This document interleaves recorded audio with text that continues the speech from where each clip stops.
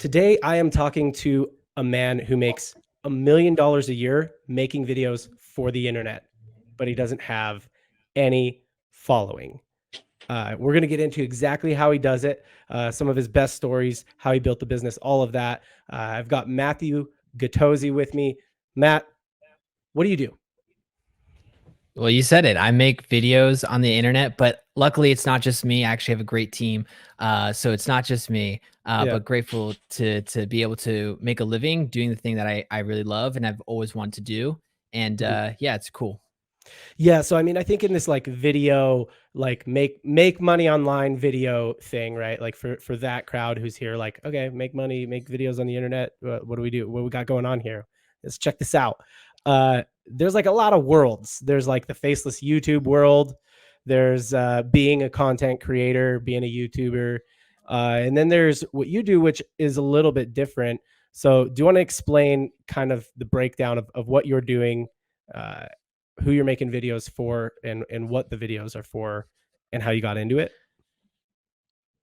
Yeah. So uh as you said, I don't have like this massive following. I'm not going to become the next Mr. Beast or Eric or anything like that. Mhm. But what I do is I work with brands. We come up with their strategy. We figure out who's their customer, why are they buying, understand the psychology behind who's buying their products. Then we actually go out, shoot the content for them. We come up with scripts. We come up with ad ideas, and we're shooting all of their ads that they're running on Facebook, Instagram, TikTok, YouTube, etc. So we are running those on social platforms, and then beyond that, we are looking at the data, saying how do we improve the ads? Did they work? Did they not work? And really working alongside brands. We're kind of like their in-house creative team, Mhm. without them having to like have an overhead of 5 different people on the team. Yeah. And that's really like how we're working. And again, like we're not like doing ad reads ourselves. Like it's not like I've got some following. I'm just really working with the brand to make the best content from the brand's perspective. Yeah. Obviously a lot of people know about creators, but that's from their perspective, and brands work with creators, and that's awesome. They are using their audience and their influence, but my goal is to actually help the brands build their audience and build Right. their point of view and speak to customers directly, just like their business model, which is mainly direct to consumer brands. Right. Yeah. Yeah. So like to give an example of this, just like looking at your website, one of your clients is Harry's Razors. A lot of people know Harry's. Hexclad is another pretty big one. A lot of people might know. But I think Harry's Razors maybe has some of the most like mass like adoption or mass knowledge or awareness. Um, Harry's comes to you and you're not necessarily saying, "Oh yeah, I will make videos for you with me, Matthew, in them." What you're saying is you will pay me to come up with a strategy of making the videos that you should post on your socials as Harry's Razors the brand and the videos that you should use in your ads as Harry's Razors the brand. Yes, and what we do is, yeah, so it's like not me on camera. What we do is we actually a lot of other content providers in our space, they'll work like with other creators and Yeah. kind of try and find a bunch of different creators and have them shoot the content and then hand it off to the brand.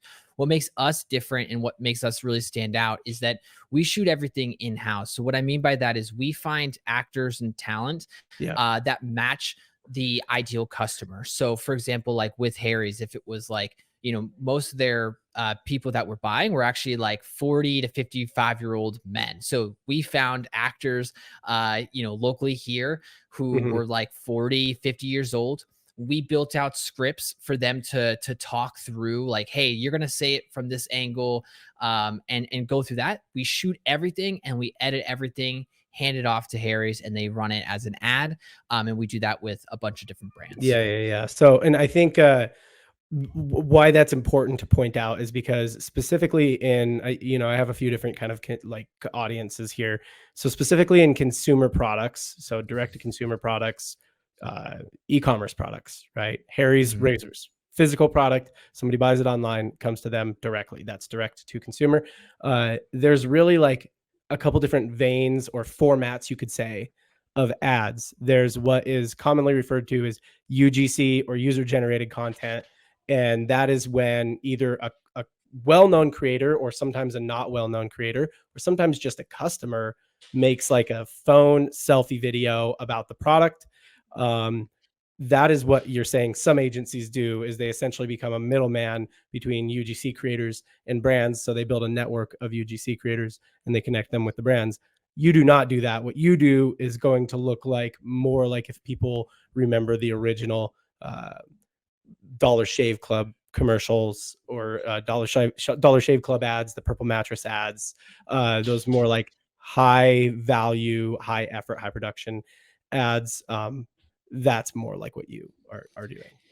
Yeah, and honestly, it's like kind of like a hybrid, right? Mhm. Because like we want to still make everything feel native to the platform. I think that's like the big thing to remember is that sometimes, with the rise of TikTok and kind of the change of media and how people consume media and what people trust has Yeah. changed drastically. So how we go about shooting these, we actually are using a cinema camera. We're also using an iPhone. So we're not like one camera type agnostic. Yeah. We are really just like whatever we think is going to make a great ad, but we do have the ability to go high end and low end, so we're not restricted to either one. And that flexibility actually allows us to be the most creative, and what Uh-huh. I think allows us to have the most control over the visuals and what's being said, Yeah. how something's being shown, to give us the most control on the strategy side, and then eventually, on the conversion and the actual revenue side for the brands themselves. Yeah. Yeah, in my head, like in at your shoots, there's like this like nice camera operator dude, professional, and then there's just like, I don't know, your 16-year-old sister with like her iPhone, just like, I don't know, shooting, doing Yeah, that, like going back and we forth, literally doing the we TikTok literally thing. Like, have like we literally have like my phone will have like somebody like will have the talent like holding it and like, talking uh-huh, directly to the camera, and then we'll have like on a tripod like something else like set up like a uh-huh. nice like really nice Sony camera shooting everything. So yeah. So yeah, I think that like, okay, the question there is like, why, what is, the point of that? I think I can kind of distill that a little bit. And it is that the brand, when they come to work with you, there's going to be a lot of variables. What is their budget? What do they need for that budget? Right. If they need quite a lot, like they need a lot of ads and they need a lot of organic content that's going to go in their organic socials, and their budget is medium, then you're going to need to produce a lot of pieces. And so some of those are like, you can't just do all of it high end, right? Some of it needs to be sort of high end. Some of it needs to be, a lot of it needs to feel like, selfie style, organic. Whereas like sometimes you may get hired just to do like a commercial that would go on television, or an ad like the Dollar Shave Club ad. So it just, there's versatility there. And oftentimes you're guiding that strategy of like, oh, you want creatives for your organic socials and you want creatives for ads, or you just want creatives for ads. Well, here's what will convert well for you. Or here's what will meet your goals on those platforms. So you guys need to be versatile. So yeah, I think that's kind of why you're doing it that way. Is that accurate? Yeah, and I think the other thing is you always got to go back to who we're serving. Yes, we're serving the brands, but we're also serving the consumer, right? And Mhm. so for some consumers, that kind of more raw, just an iPhone shot, like that's going to work for them. Yeah. But there's going to be other consumers who need trust. They need to make sure that this brand is legit. Yeah. Think about something like Like, this dude shot nutrition. this on his iPhone, like, are you guys even Yeah, real, you know? yeah, Yeah, exactly. So there's a lot of people that will talk about making kind of like ugly ads and, like making it more raw and native to the platform. And as true as that is to the consumer psychology, the opposite is also true. And that's the hardest thing, right? Is the opposite is true, meaning that visually, if you have high-end visuals, that's easier to trust, right? Because there's something that's like more credible about that and consumers know that. So yeah, being able to have both, or at least diversifying that in your ad account, having some raw, some higher end stuff, that's actually going to be able to speak to different consumers for different reasons. And yeah, so my goal is to make sure that brands have that ability to kind of be flexible versus being stuck in one version or one style. We can yeah. do kind of all the styles for them. I can give an example here. So one of your clients is Hexclad. Hexclad is cookware, specifically very well known because They are the official cookware of Gordon Ramsay, the super famous guy who yells at people. And if you're doing something with Gordon Ramsay in it, it's gonna have to have a certain level of aesthetic. One, for the consumer to believe that Gordon Ramsay actually has anything to do with this product, but two, for Gordon and his team, they're only going to approve it if it has a certain level of aesthetic. Whereas some mom cooking at home doing a selfie video on her iPhone could do just as well in the ad account for Hexclad, and it doesn't have to have that level of aesthetic. And that second one speaks to a different kind of person, whereas the first one might speak to a fully different customer profile. So I think that's like kind of an example of what you're talking about. I want to switch gears and ask you, what is it that makes? How do you go about making a good ad that will drive sales? Yeah, great question. Just as a correction, we don't work with Hexclad anymore, Oh, but they're a great team though. yeah, So yeah, just wanted to like make sure you knew yeah. that. All good. Do you? That the example stands though, right? Of Yeah, that yeah, would be cool. right. The reason. Sweet. Yeah. But what makes a great ad? That's such a great question. It always starts with who's buying, right? So you got to go to think the consumer. You got to jump into their shoes. What are they thinking? What are they feeling? What are the questions that they're asking when it comes to your product? Now, a lot of times people want to just go right into like what your product features are. Like, oh, like this, let's say it's a shaving example, like a body trimmer, if you will. So let's say you have a body trimmer and you're like, oh, the motor is 7,000 RPM. You're like, okay, like I don't know what like that motor means. Like I don't know what that speed means. That means nothing to me. I don't know. Like, do I even need this or not? Right.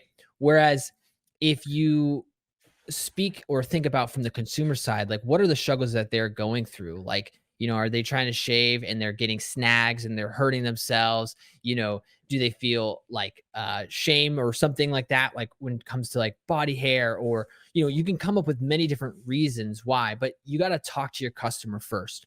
Mm-hmm. A lot of times you can get that from reviews. You can literally call up your customers and Call ask them up. them, why are they buying this product? You start to pick out and find stories. And then from those stories, you can say, okay, how would I put that into like a script or into an ad? And then from there, you start to think about, okay, like a simple, like, how do you get their attention at the very beginning? How do you hook them, right? So think about Mr. Beast. His whole thing is like, it's all about the hook, right? It's actually Mhm. all about the title and thumbnail. And then it's the first few seconds of his Yeah. videos. It's the same thing, but for an ad, right? So we want to make sure that we're like really hitting on whatever the consumer's feeling. Is it a problem solution? Is it something that they would identify? So if it's like you're speaking to like pregnant mothers in their second trimester, like could you say something about like, hey, are you in your second trimester? And Yeah. then go on. So Right. that's really going to hook them. And then you just want to make sure that you're hitting on visuals and the script is really speaking to the consumer. I think that you really want to focus on like making sure that people self-select out, right? So it's just as important for people to say no as it is to say yes. Because I think a lot of times people try to make sure things are almost too general that we confuse people. The ads really should be hyper focused or make people feel super seen, because those are the people that are going to really watch all the way Yeah. through and then actually like want to convert. So I think really speak to the consumer, talk to them, understand what their pain points are, why are they buying, and then just try and find as many ways as possible to discuss that on an ad, whether that's Mhm. visually or scripted. And you just test it out a bunch of times and then find the winners. Yeah, I mean, think about it this way, if you could say, if I'm, Melinda from Akron, Ohio, and I'm pregnant in my second trimester and I'm having trouble sleeping because I'm uncomfortable and I have lower back pain. If I was scrolling through Instagram and an ad was like, "Hey, Melinda from Akron, Ohio, who's 28 years old in your second trimester, are you having trouble sleeping because you have lower back pain?" You would have my attention, right? So that's kind of what you're saying, is that's hyper specific. You're never going to be able to get that specific, and if you did, it'd be super weird because your ad would only be for one person. Yeah. But like the more you can just like call out somebody who's going to just instantly really identify with what you're saying right at the beginning of an ad. I think that's super important for ads because you're paying to play, right? When you go broad, when you please everybody, you please nobody. And I think with organic content, we're trained to go a little more broad, right? Because we got to like, we got to give the algorithms what they want a little bit. But with ad content, when you're paying to play, get those people who are not relevant out of there right away, right? Yeah, and I would actually push back even on organic too, Mm. because like you still are, yeah, you want to go broad, but I think a lot of times where brands fall short or make mistakes when it comes to their organic content is that they think that they need to go quote unquote viral, meaning millions and millions of views. But that may not be a good because who are they attracting? Are they attracting the right customers? Like it's the same thing, like, you don't want hundreds of thousands of followers of your brand if it's not the right people who are going to actually convert and buy your product, right? So I think like you still want to, even when you are producing content organically, yeah, it's going to be a little bit more general. Maybe you want to play with some trends and things like that, but you still want to think about who is that end user. And you kind of mentioned that one person, right? In your ad content, in your organic content, you want to feel like you're talking to one person. Content Yeah. is just your ability to have a one-on-one sales conversation at scale because you can now publish it out to many thousands and thousands, millions of Yeah. people. But you still want to feel like it's that one-on-one conversation, just like we're having today, right now. Right. We want to be able to have that. I think a lot of people try to go and think so much about people in general that they end up not talking to anybody. But Hmm. think about Elizabeth in Akron, Ohio, or whoever the name was, Yeah. right? Yeah. Yeah. You want to speak to her, right? You want to speak to John, right? You want to speak to that one person. You're just recording the conversation and it just happens to get published and it's, at scale. So I do think we should still think about uh, you know, going a little bit more specific on who you're trying to reach, even on organic stuff, because it will help uh, your messaging and make sure that you're actually producing the right content that's attracting the right audience. It's all about quality over quantity. Uh, do you have an example? Because you said sometimes you'll uh, pull stories from customers, or you'll talk to customers, you'll gain stories that way, or through reviews or whatever. Do you have an example of like a time you guys have sort of uncovered a story in that research phase working with a brand that you're like, oh, that's gold. Like we can run with that from a creative standpoint. Yeah, so I think like specifically even like with the Harry's example, like when we started looking at the customer data, we really saw that like, oh, there's a lot of like older people that are buying this. Which is different, right? Because a lot of times it's like, oh, let's get the younger person, the younger Yeah. guy, charismatic, on camera, whatever. And we realized like, wait, but like your ideal customer or the person that's really buying this is somebody that's a little bit older. So when we started like looking at those reviews, we started to see like people saying like I've been using like Gillette for 20 Yeah. years and I've been ripped off, right? So you started to get these anecdotes of people being like, wow, I've been ripped off. I can't believe this is happening. Mhm. So when then we come up with like, okay, come up with the script. It's like, well, let's talk to the 50-year-old guy who's been shaving since he was, 18 years old. That's a long time. And you start Yeah. to think about how much money have I been actually spent over, paying for these razors. All of a sudden, Right. like, it really changes things. And so that allowed us to kind of open up on, some different angles or some different ideas that we could do. And yeah, so that's what we're looking for. Like we've also had other brands where we find like an interesting story, like somebody talks about like their struggle with their skin, and then because of that, this product has helped them with their skin. And so then we're like, let's basically just tell that story again. Yeah. Like let's just do that. Like let's not try and reinvent the wheel. Let's just like visualize or create a video out of this review. So we've done that a lot of times, and that's super successful. Right. Yeah, yeah, yeah. What do you think is the main difference between when you're creating ad content? We touched on this a little bit, but when you're creating ad content that the brand plans to put paid dollars behind, and organic content that they're going to be posting sort of organically to their socials. Yeah, the first thing is just like, how do you view this investment of creating content, right? So with an ad, you're really looking for like a direct like sale. Like that, the goal is to get a sale. Yep. The goal for organic is also to get a sale, but it's a longer term situation. You got to view it as you're compounding. You're taking as a lot of different bets, and you're compounding it over a long period of time. When you're using paid, you can like push a bunch of budget behind it. You can get your answer. Is this going to work? Is this not going to work? Pull it back or scale it, right? Mhm. Whereas organic is like you have to have a long-term mindset. I think a lot of brands end up not investing in organic because of that, because it does take time. So I think that's one core difference as like an operator of a business when you're thinking about ads Yeah. versus social.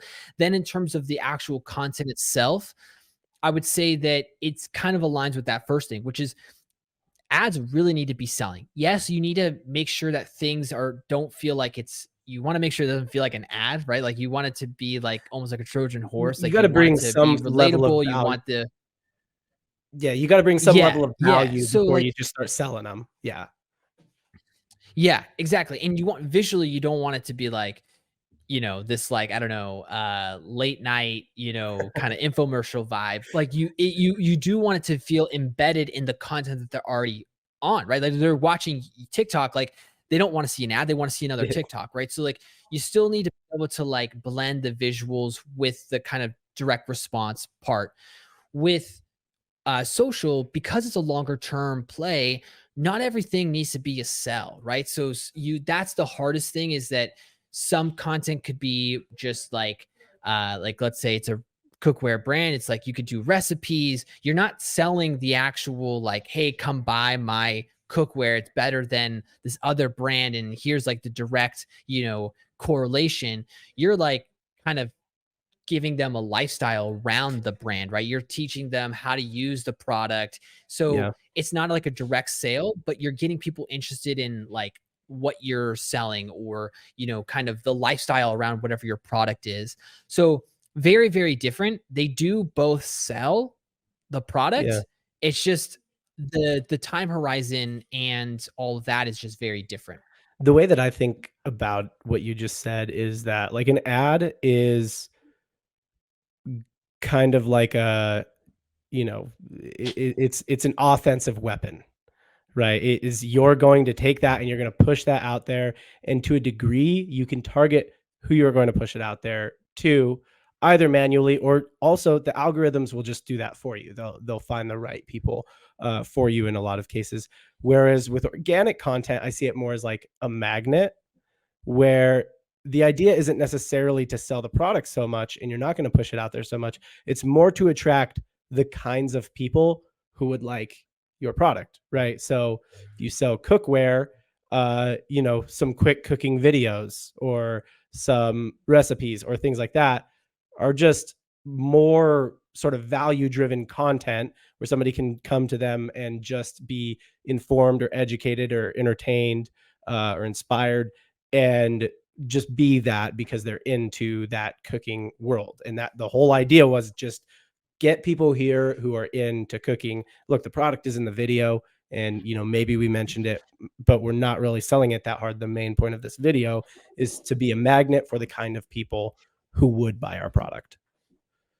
Yeah, and I always see like they should like play together, right? So like Yeah. your organic content shouldn't feel like a salesy type content, but it should get people interested, get you kind of in the funnel. The ads are really there to like convert that Yeah. demand, right? But the social kind of helps build that demand.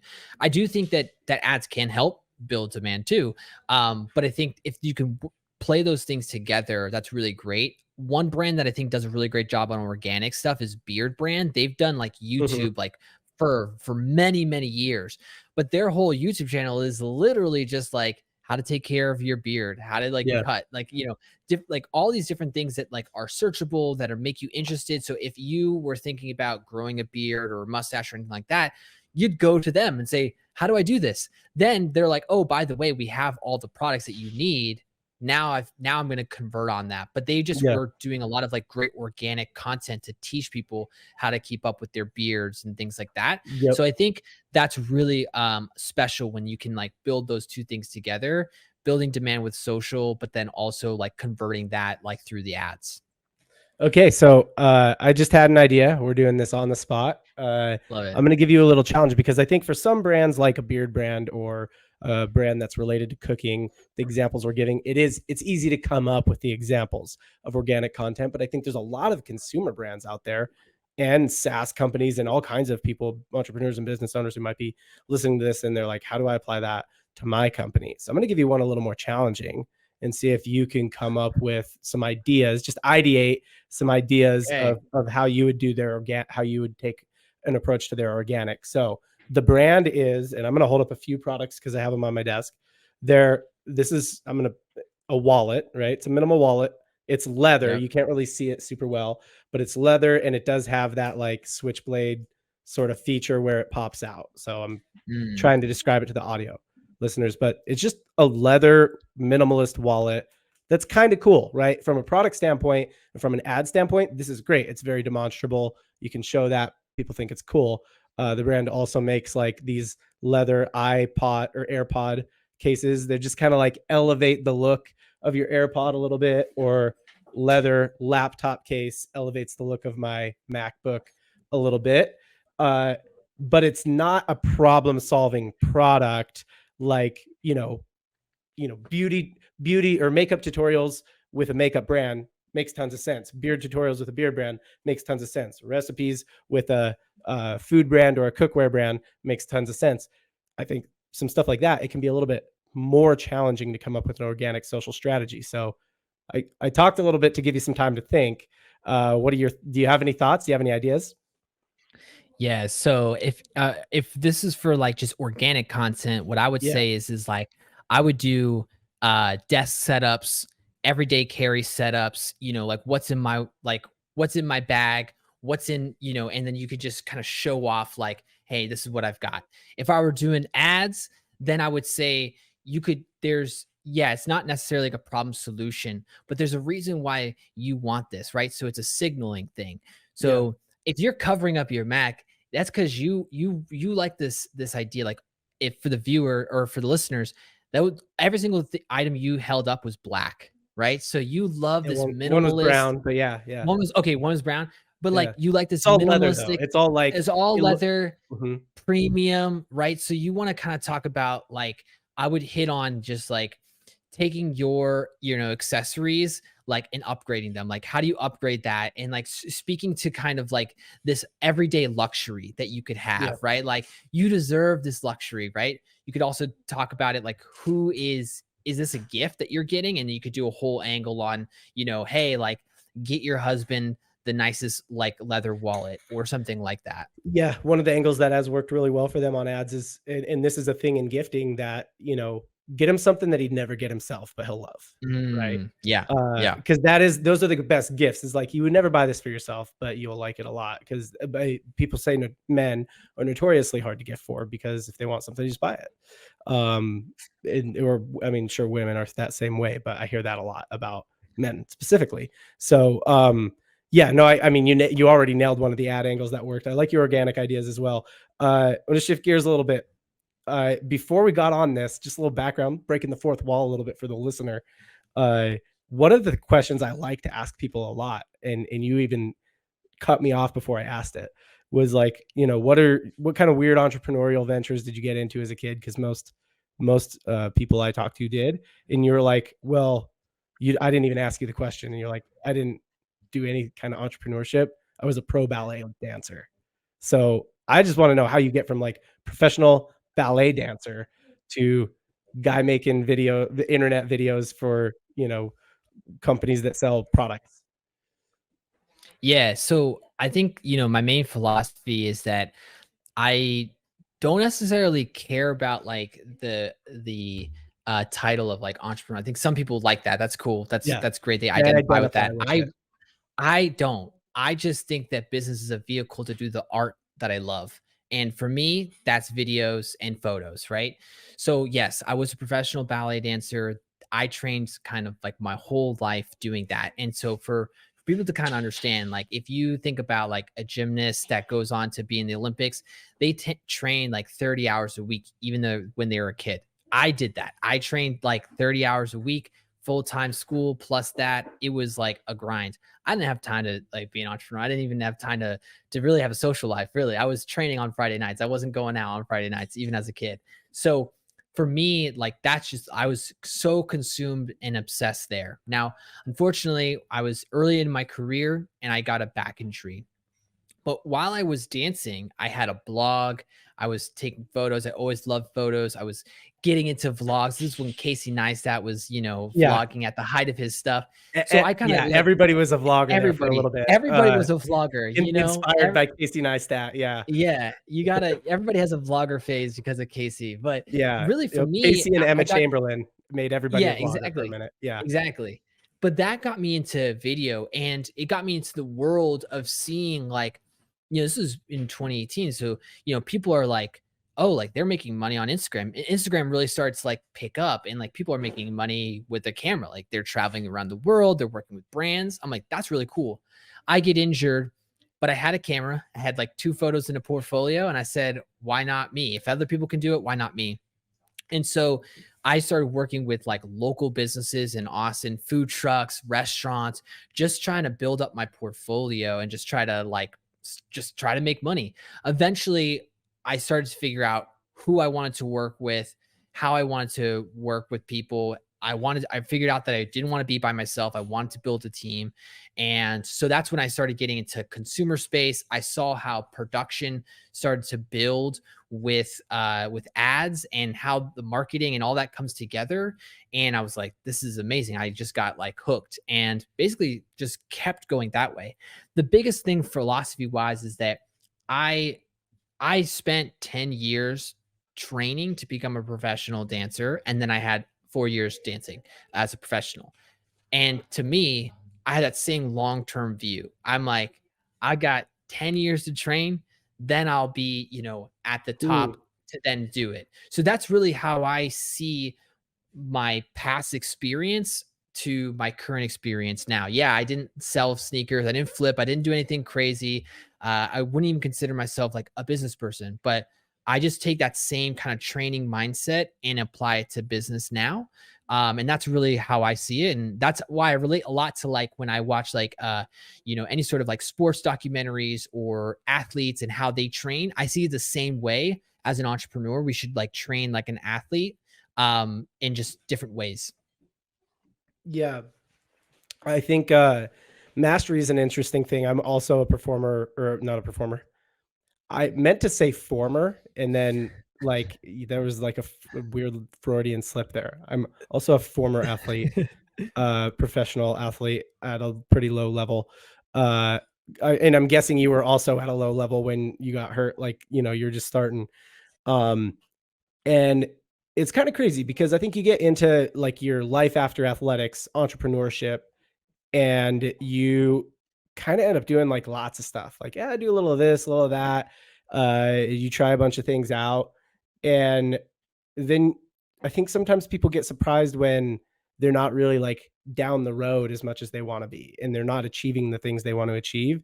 And it was like, well, when you were an athlete, all you did and cared about all day, every day was that. Like you slept super well just to do that well. You trained hard just to do that well. You took care of your body in like physio, you took ice baths, you did all that stuff just to do that well. You ate a certain way just to do that well. Like it was all you thought about. You weren't doing some side hustle. You weren't like trading crypto on the side. You weren't doing any of that. You were just being an athlete and that's all you cared about if you wanted to be like at that top tier level. And then you're surprised that when you don't do that, things don't go well. Like that's how you make things go well in business as a content creator, as an athlete. And, I don't mean to wax guru here, but that's just like weird that there's so many athletes in this space that then like don't take that lesson. And you're like, I see it as it's going to take me 10 years to master this thing, just like it did ballet. And I'm like, that's Yep. the right view. Yeah. Yeah. And I think too, not just like the mastery of things. I think for me at least, it took me a bit to, and I would assume that other people feel this is like you had such a big identity to that sport, right? Or for me, it was dancing. When I lost that, it was also the hardest thing for Yep. me. I kind of got into doing photos and videos, like not necessarily by accident. I chose to do it, but it took me I was fumbling around. I was not making a lot of money. I was just trying to figure out how to do all of this, right? Like it wasn't like I like was working at all these brands and I was like, or I worked at agencies and then was like, I know how to run this business and I can scale this up really quickly. I didn't have that. Like I just was like, I just happened to kind of become into this world a little bit. So I think for me, it took a while to kind of figure out where I wanted to go. So I think I at first definitely struggled with trying a bunch of different things, but I think it wasn't a bad thing. But I think eventually you gotta pick something. You know, You pick a gotta you lane and gotta freaking eventually, find your way. Yeah. And then just go, right? And so like yeah, could I have spent just as much effort trying to be that creator on YouTube? And yeah, maybe. And I maybe would have been able to be successful. I think if I put 10 years to something, I could probably do a good job just as I am here. Right. But I picked this lane and this is the yeah, lane that I picked. And I'm just going all in on it now. And yeah, just taking that like a long term perspective. And that's why I'm like, there's always like issues of like, oh, will the economy be up or down? I'm like, I don't know, but I know I'll be here 10 years from now yep. making commercials, doing ads. Like that's what I love. That's what I'm going to be doing. So yeah, I'll see you in 10 years, I How did guess. how'd you get your first clients? Oh, it is like bullish. Like you just gotta like I literally when I first was like first like even just like restaurant, I would just go on Google Maps. I was living in Austin at the time. I literally was like on Google Maps and I would just be like pick a street, a main street, and then business, like just click each Uh-huh. thing and like go onto their website, find an email them. And I just did that over and over and over again. You just So that's cold how I just first you started. just like, brute forced it through Cold cold outreach, basically. brute fo brute forced it, yeah, and then eventually I started meeting people in Austin and, like, kinda, like, started to build that, and then Connecting. I basically did the same thing kind of, like, within, like, within direct to consumer CPG. I started was like, "Okay, now that I wanna work with brands," I had worked with a few local brands in Austin, so then I basically would just DM people on Instagram, like, "Hey, like, this is what I'm trying to do, like, let me know if you need any content or whatever," and I would just hit up a ton of brands and like Yeah. it was a numbers game. I kind of got lucky at the time because there wasn't as many people doing production stuff for brands. I think like we TikTok Yeah. even wasn't as big. There wasn't as much people There's yeah, DMing I mean, people on you were about basically content. doing Now the it's yeah, you were basically doing, like, the business equivalent of just, like, friggin', like, Tinder, bro, like, swipe, swipe, swipe, swipe, swipe, swipe, swipe, like, yeah, I swipe at what right on enough of them. Like, I'm just increasing my surface area for luck. You're yeah, just, like, sliding in the DMs of every brand, like, "Hey, you up?" But yeah, like, and there's more people doing that now, is what you're saying, yes, but I yeah. don't discount it, like, still, though, maybe you'd have to do 10 times more, but you could do 10 times more, you know what I mean? Yeah, definitely. And like I think that like if you're just starting out, you've got really nothing to lose. And like Yeah, that is what worked for me was like I didn't have anything to lose. I could only just go up, because I yeah, had zero. So like, I like I'll don't have take any one. clients, so Yeah. if I send 100 DMs and I still don't have any clients, I'm in the exact same spot I'm in now. Yeah. And I was it was called Favor in Austin, but it's basically Uber Eats. That's what I was doing. Like, so I would just do that like in the morning. Yeah. I was really good at that. Like that's not I was Is like there levels one to of their driving top Uber Eats people around? in Austin. So, Yeah, I so, just like, said, it was called is Favor, there which was, levels like, to the it? local one. Mhm. Oh, Go ahead. yeah, yeah, for sure, and I had, like, a really high rating, and I would dress up, so I would have a collared shirt, I would tuck my shirt in so that, like, when people got their food delivered, they're like, "Wow, this guy is, like, professional, he looks good," and I would get more tips, so, like, I did a bunch of things to, like, get more money, but yeah, like, I took that super seriously, but I would basically do Favor in the morning because I knew it was super, busy for breakfast, then I would like go to a coffee shop, work and do that for a bunch. And then at night when it was really busy, I would then just jump back on and like do that. And then eventually I didn't have to do it. But yeah, that's how Yeah. I got started. I just grinded for a long time doing You got that. a few restaurants, local businesses to agree to pay you probably a very small amount of money to make some videos for them. Uh, and then, what, you just switch that out for one of your favor shifts, or what? Or you'd switch that out for a DM shift?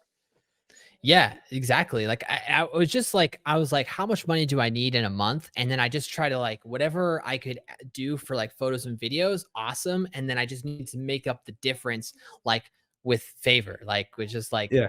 doing DoorDash and stuff. So like, yeah, then eventually it just like I took over and I didn't have to do that, which allowed me to like continue to grow it and build it.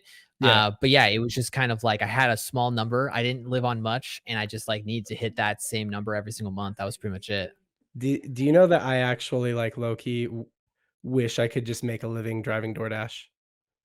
I Like, think it's actually like pretty fun. I'm not gonna it sounds lie. Like awesome. it is really great. It's hard to drive a lot, but if you break it up, it's actually not that bad. Yeah. Well, and dude, you're just like, you're the bringer of joy. Like, you're bringing them their food. Like, you know what I'm saying? Like, you're the hero every time you pull up to a door. Maybe not. I don't know. They're probably mad at you sometimes, but The only downside is when the restaurant mess up because it's not oh, on you, but you're like the messenger, but they shoot the messenger. yeah. That was the only hard time, like where it was like the delay. Like let's say the restaurant was super busy, so Yeah. like I'd be like texting the people, I'd be like, "Yo, this is Sorry. taking a long time. Like I'm here, but like it's taking a long time." Yeah. But yeah, that would be the only downside of that is like sometimes the restaurants suck. So I Yeah, hear that's you. true. And I mean, to me, it just sounds so low. I like driving. So it just sounds I so love low driving too. stress. Just go out there, drive some Yeah, it food was so around. like listen Compared to to like compared to music running a you love. business. Yeah. Yeah, and it's also like I look back on those times and I'm never going to be able to get those times back, so I'm very grateful for that. I've always like thought about um, you know, so some people will ask me like, "Oh, yeah, how do I get started?" My initial reaction is don't do what I did, I guess. Like a lot of times I'm Mm, saying, "Oh, like you should work with an agency and then like learn how to like do that and then go out on your own." Or work within a brand and then, get some side clients and then go out on your own. yeah. I say that, but I do think that like there was something about having no strings attached, no job. It's just like I just was like fully consumed by it. And maybe that route that I sometimes suggest to people is like a safer route. Maybe it's good, but maybe you never end up quitting because you like that paycheck, you like what you're doing or building, and that's totally fine. I think that's Or do great. you yeah, or do you really send the DMs, right, when the clients come in through the, like, you know what I mean? Do you really have the Yeah. hunger to send 100 DMs or 200 or Yeah, however so, many it like, takes? so sometimes it's, like, maybe the best thing that I did was, like, having that, like, no strings attached kinda thing, so I've always kinda thought about that a lot, and I always kinda struggle with what, like, should I give that advice or not, but I do look back on that time fondly because I do think it was a special time that I'll never really get back anymore, but it was fun. I rarely give people the advice to put their back against the wall financially, Yeah, and developing, so I give people the same kind of advice. Go work somewhere where you can get paid to develop a set of skills that is, valuable. But I will say, while I would rarely advise people to purposely put their own back against the wall, some of my biggest growth moments and biggest breakthroughs of my life have come when my own back was against the wall. Not usually by choice, but that's just what it is. yeah. No, absolutely, and I think, there's something about that. You just gotta know, like, what stage of life you're at and what you Yeah, can like, what's your risk profile or, like, how much could you really give or yeah, lose, and just understand that. Obviously, it's easier when you're 22 and single versus, like, now I'm married, and yeah. have a baby on the way, so it's, like, very different risk profile, you know what I mean? So, but that's okay. No, I mean, at one of the times I was married, I had a baby on the way and one kid already, and I mean, it is like, when your back's against the wall, you're very innovative, very smart, you'll send the DMs, Yeah. when you got a kid, but I would never advise anyone to purposely do that.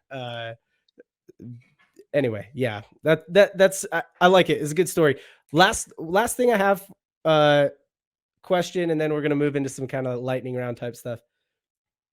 What is the craziest thing that's ever happened on a shoot that you've been on an ad shoot that you've been on? So there's like lots of pros in how we create content, right? So we get to control who the person is, the actors, the shots, everything. I think there's a lot of value to that. But sometimes you get some interesting people to show up.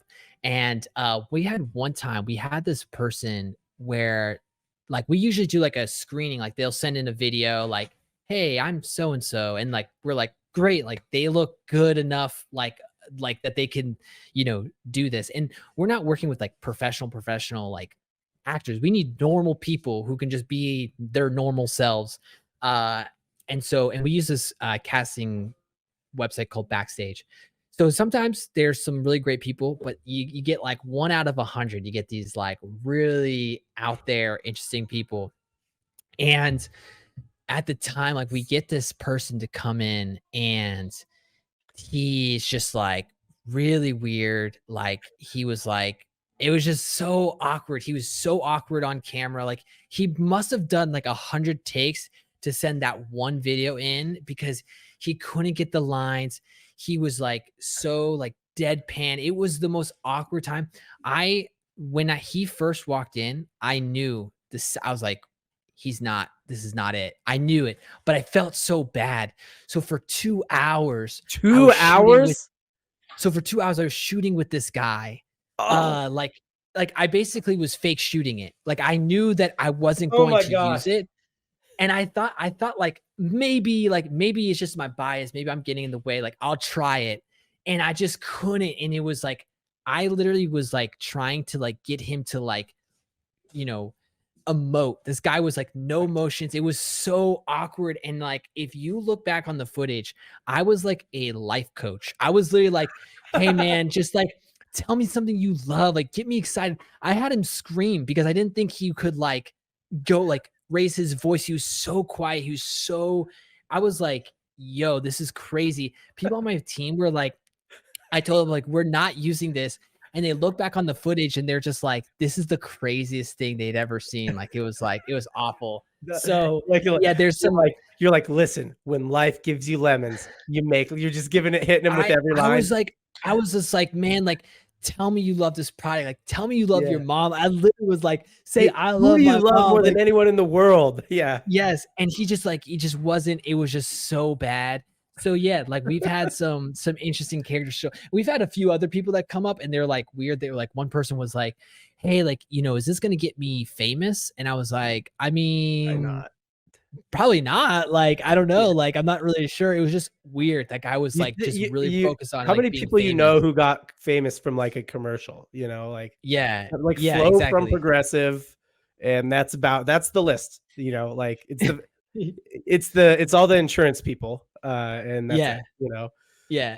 So we've had some interesting characters. It doesn't happen often. Usually everybody's like really great, but you get that 1 in 100. So, yeah, You that gotta was the weirdest one you for gotta sure. bring out your inner Tony Robbins for him. Just like, listen, buddy, It didn't work. life It is didn't work. life, and you got to deal with it, and you got to attack it. Yeah, it Oh was man, rough. that's funny. I can't believe you wasted 2 hours. You have a much higher tolerance for wasting time than I do. I felt so You're like, bad. not anymore. That was the last time. Yeah, but now looking back, I probably would have at least done like an hour and just be like, hey, you know what? I think we got everything. Yeah, But yeah, it we was got it. rough. That's a It was wrap, rough. buddy. Yeah. Great job today. he Great he job. did Yeah. he did ask me like a few months later, like, hey, did you ever like finish those videos? Like, could you send them over? And I was like, oh, like, yeah, like, like we can't send them over. Like, we're waiting for the brand approval. I felt like I just like You're like, yeah, I couldn't yeah, tell no. We definitely didn't delete the footage immediately. Like, them. There, um, I gotta find that footage. We have you it. kept it. Okay, yeah. We kept it. Yeah. You do organic content for brands. So we are going to put these brands' organic content into a tier list. The tiers will be cringe, mid, and S tier. Yeah, S 3 tier. tiers. S Cringe. tier like is like S tier like the S lowest tier of is the like low? when I don't know if you watch any like tier list contents, but I don't know if anybody knows what it means, but S tier is like above A tier. Like Okay, just like okay, okay, okay. the highest Okay. tier. Yeah. Gotcha, gotcha, Uh, gotcha. yeah. So So incredible. we got the what are the 3 categories? We got Cringe, cringe, mid, mid, and and incredible. S tier. Okay, Yeah, good. and F tier. Gotcha. Yeah. All right. So first up, we got a brand I personally love and use, True Classic Tees. So this is we're gonna look at their one of their more popular posts from recently. Hey. Oh my gosh, yeah, you from the future. No way, this is awesome. You look great. Oh, thanks. You look terrible. What? You look so bad right now, I kind of want to throw up. But we look pretty much the same. Pretty much the same. Pretty much the same. Okay. The gap between me and you is massive. Really? The gap between you and me is bigger than the Grand Canyon. Really? The gap between you and me is bigger than the gap in your high school girlfriend's teeth. Jessica was your girlfriend too. The gap between you and me, I get it. Okay, fine, but last one. The gap between you and me is bigger than Bobby Smith's mom's butt. Am I right? We all remember. We all remember. It's just you and me here. Whatever. What's the difference between you and me? What, are you kidding? Look at me. Look at me. Is it the t-shirt? Of course it's the t-shirt. Put on a True Classic. Fix your life. All right. Reactions. Ooh. Wow. Okay. I'm not gonna lie. Like my bias going into this was like, feeling overrated. Like everybody talks about True Classic, so I was like, but that was really well done. So Yep. that's S tier. That was really good. I think because I've seen so much like problem solution of their ads, that I haven't really seen as much of their organic stuff. So I love that. That was great. It was casual. This is exactly what we kind of talked about. Mm-hmm. You're just, it's a story, you're hanging out, whatever. Oh, by the way, there's True Classic, but that's way at the end. But you caught me for like 45 seconds. Right. So for organic, that's S tier right there. S tier organic. Look, you know what? I'm glad to hear you say it. Big True Classic guy over here. There's 2 brands like this in this segment. They partner with like comedians or like I don't know, social media comedians and stuff like that, and I think like keep them on retainer to create organic content, which is cool. It's a really good strategy, I think. Yeah, and especially if they have like a following too, so then it's like you're also grafting off of their following or the creators following as well. And it's symbiotic because that was a partnership post, so the creator can grow from True Classic's following, True Classic can grow from the creator's following. So it's like aside from paying them, you're also giving them other benefit, which makes it so maybe you don't have to pay them as much. So I mean, I think for creators and brands, this is like the kinds of partnerships. I really like those kinds of partnerships as an idea. All right, next up, we got kind of a sweetheart brand. I've got a bias about this brand, but it's Olipop. So here we go. We teamed up with Olipop for Dry January. And what's that? This is my Twister Ale Mocktail. Can you show me how to make it? Yeah, sure. All right, Olipop's Twister Ale Mocktail. First step, fresh mint, boop, lime juice. Oh yeah. Some cucumber. Slice it, slice it, slice it, and chew. Some fresh ginger. Fresh. Muddles. Crush the ice. Crush it. Dump her in, baby. Beautiful. Star of the show, little Olipop ginger ale. The pour. There you go. Love it. Beautiful. Garnish. Boom. Boom. Top that off, baby. Okay. For you. How clean that would be. Yes, you are. Delicious. Cheers. What do you guys do? All right, I've got thoughts, but let's get your reactions first here. All right, so first off, I'm a huge Olipop fan. That's that's good because I think Olipop as a brand is overrated. Not that I don't like it, it's just such a sweetheart. Like everybody wants to be like Olipop in the consumer space. I'm like, oh my gosh, could we all stop? Love the product. Like I drink it almost not every day, but if I could, I would pretty much drink it every day. But I think that was mid. There were some really good things about that. I love the recipe. I like that they're doing, more mocktail stuff as somebody who is sober. Like I think Mhm. Olipop has really started to capture more of that mocktail space, which is really cool. Now, that was a partner post, but the difference between that and True Classics is like I didn't need to know that guy from True Classic to really enjoy that.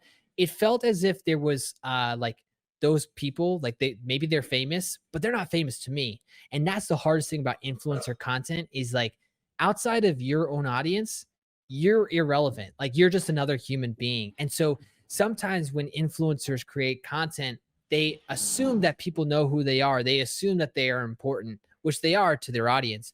But outside of it, they're not. And so to me, I felt like they started out kind of like, hey guys, what's up? And I'm like, I don't know Yeah. who you are. Like you're irrelevant to me. The only reason why I might keep watching is because it's Olipop, right? Like that's the only thing. But that's because I'm already a really, really dedicated fan to Olipop. So most people are not going to be the same fan of Olipop like me. Yeah. So what I would say is like they should have had like a finished mocktail and be like, guys, Yes. come make this mocktail with me. Then go to the beginning. But they just started from the beginning. I don't know who these people Yeah. are, and they made a lot of assumptions that They needed to most give people are not there. Yeah, they needed to give the visual of the end result first, for sure. I just looked at him. He's got 200,000 followers. He's gotten okay engagement. So yeah, I mean, he's kind of an influencer. The other thing was like, it got a little slow, honestly. It did. They could Like have I gone got a little faster bored, with maybe the because I didn't ASMR. see the finished product, so I didn't know where we were going. That could be it. Yes. But yeah, I agree. It was mid. It wasn't cringe, definitely wasn't cringe, but it was mid. Yeah. Yeah. All right, next up, I'm gonna be honest. I think there's only one brand here that has a chance of being cringe, and I'm relatively confident it won't be mid. It's either gonna be S tier or cringe, and it's Duolingo. So here we go. Go Bird.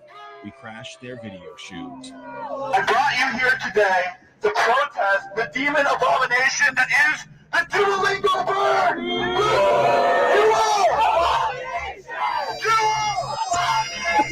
What is this? What is going on here? This is a language app. Instead, the Illuminati doesn't do their stuff in private anymore. They do it in public. This is an Illuminati ritual. We for all of us to learn the language of the bird, What? not the language of the demons. Yeah. What did we just see?